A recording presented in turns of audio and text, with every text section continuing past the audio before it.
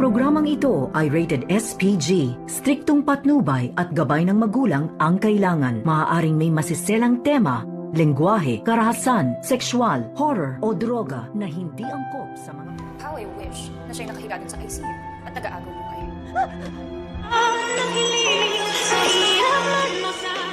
Narito na nga ang ating pakaabangan ngayong Biyernes sa Abot Kamay na Pangarap. Tila nagkatapuhan naman ngayon itong magkapatid na si Giselle at itong si RJ dahil sa nangyayari nga dito kay Zoe na isinisisi naman dito ni RJ dito nga kay Giselle na sana raw ay hindi niya mapagbibintangan ng kanyang anak. Kaya naman ay gusto na ngang masawi ngayon ni Zoe at dito naman na sinabi ni RJ kay Giselle paano kapag anak daw niya ang ginaganon na pagbibintangan niya na kung ano-ano, magiging masaya ba daw itong si Giselle. Hanggang sa sumagot naman itong si Giselle dito kay RJ na hindi daw siya masisisi na kung bakit pag-isipan ng masama ni Giselle itong si Zoe at itong si Moira dahil sa marami na ngang beses na nagsisinungaling na nga ang mga ito.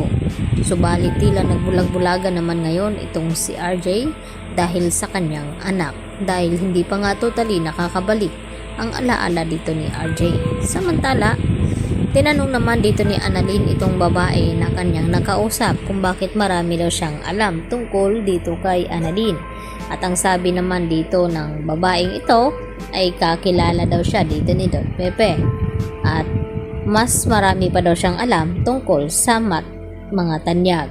At dito naman na tinanong ni Justin itong si Annalyn na kung nasaan na ba daw ang anak dito ni RJ na si Zoe. At ang sagot naman dito ni Annalyn sa kanya na hindi daw niya alam kung nasaan ito. At maya-maya nga ay bigla namang umalis itong si Justin hanggang sa nag-ikot-ikot ito dito sa loob ng ospital hanggang sa nakita nga siya dito ni Juan. At dito tinanong na kung ano daw ang kailangan nito. At dito naman na hindi niya sinasagot ang mga tanong dito ni Juan. At ininsulto pa nga niya ito na maliit lang pala itong emergency room kasing liit nga dito ni Juan at hanggang dumating itong si Prado at nagpakilala at hindi naman tinanggap ni Justin itong kamay ni Prado.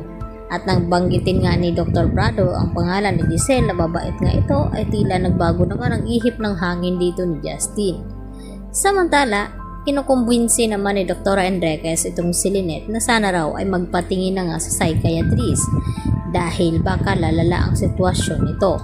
At dito naman na sinabi ni Lynette na kaya daw niya itong kanyang sarili at hindi pa daw siya nababaliw.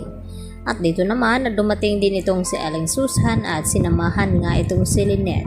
Subalit hindi pa rin mawala dito kay Lynette ang mga kung ano-ano ang kanyang nararamdaman at nakikita at natatakot nga siya sa mga nangyayari dito sa kanya at ayaw naman niya ipaalam dito nga kay Annalyn dahil gusto niya na mag-focus itong si Annalyn dito nga kay Don Pepe.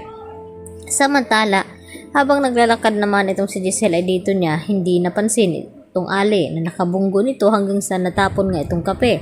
At sakto naman na nakita ito ni Justin at dito naman na sinabi ni Justin na kung mainit daw itong kape ay baka nasa 3rd degree na nga at napaso itong Ali at baka makulong pa itong si Giselle. At hindi naman mawari ni Giselle na kung ano ang sinasabi nga ng babaeng iyon. At dito niya nga tila napaisip. At dito rin na dinalaw ni Giselle itong kanyang ama na si Don Pepe. Maya-maya nga ay may tinawagan itong si Justin at ito pala ang kanyang ama na sana daw ay si Giselle na lang ang nakahiga sa ICU at nagagaw buhay. Yan ang ating abangan bukas sa Abot Kamay na Pangarap.